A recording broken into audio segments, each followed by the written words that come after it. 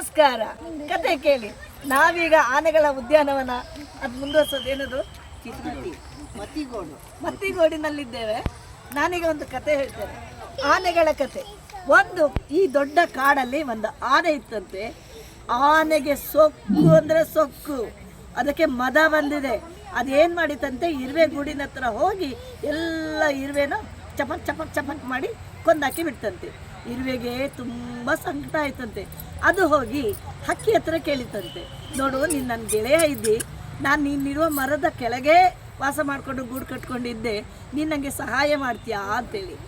ಆಯಿತು ಆಯಿತು ಮಾಡ್ತೇನೆ ಅಂತೇಳಿ ಹಕ್ಕಿ ಏನು ಮಾಡಿತಂತೆ, ಅದರ ಕಾಡಿನ ಫ್ರೆಂಡ್ಸನ್ನೆಲ್ಲ ಕರೆದು ಒಂದು ಗುಂಡಿ ತೋಡಿ ಅಲ್ಲಿ ಸೊಪ್ಪೆಲ್ಲ ಹಾಕಿ ಅದನ್ನು ಮುಚ್ಚಿಡ್ತಂತೆ. ಈ ಆನೆಗೆ ಮದ ಅಲ್ಲ, ಎಲ್ಲ ಕಡೆ ಓಡ್ಕೊಂಡು ಹೋಗಿ ಜೋರು ಹೋಗಿ ಎಲ್ಲನೂ ನಾಶ ಮಾಡೋದು. ಅದು ಹೋಗಿ ಆ ಹೊಂಡದಲ್ಲಿ ಬಿದ್ದು ಬಿಡ್ತಂತೆ. ಅದಕ್ಕೆ ಹೇಳಲಿಕ್ಕಾಗೋದಿಲ್ಲ, ಎಂಥ ಆನೆ ನೋಡಿ, ಹೇಳಲಿಕ್ಕಾಗೋದಿಲ್ಲ.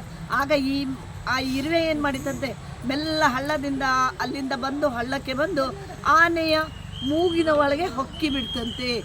ಆನೆಗೆ ಒಂದು ಜೀವ ಹೋಗ್ತಾ ಇದೆ, ಅಷ್ಟಿಷ್ಟಲ್ಲ, ಏನು ಮಾಡೋದು ಗೊತ್ತಿಲ್ಲ. ಅದರ ಸೊಂಡಲನ್ನ ಹಾಗೆ ಹೀಗೆ ಮಾಡ್ತಾ ಇದೆ. ಆನೆ ಇದು ಇರುವೆ ಕಚ್ಕೊಂಡು ಬಿಟ್ಟಿದೆ. ಏನು ಮಾಡೋದೀಗ?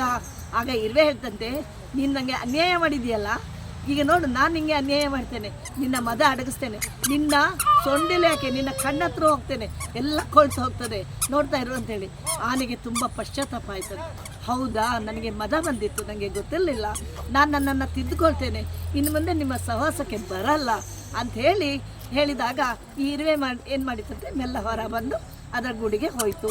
ಅದರ ನಂತರ ಆನೆ ಯಾವುದೇ ಗೂಡಿಗೆ, ಯಾವುದೇ ಹಕ್ಕಿಗೆ, ಯಾರಿಗೂ ಅನ್ಯಾಯವನ್ನೇ ಮಾಡಲಿಲ್ಲ.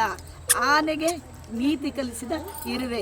ಕತೆ ಕೇಳಿದಲ್ಲ, ಕತೆ ಕೇಳಿ ಲೈಕ್ ಮಾಡಿ, ಕಮೆಂಟ್ ಮಾಡಿ, ಶೇರ್ ಮಾಡಿ, ಹಾಗೆ ಬುದ್ಧಿ ಕಲೀರಿ.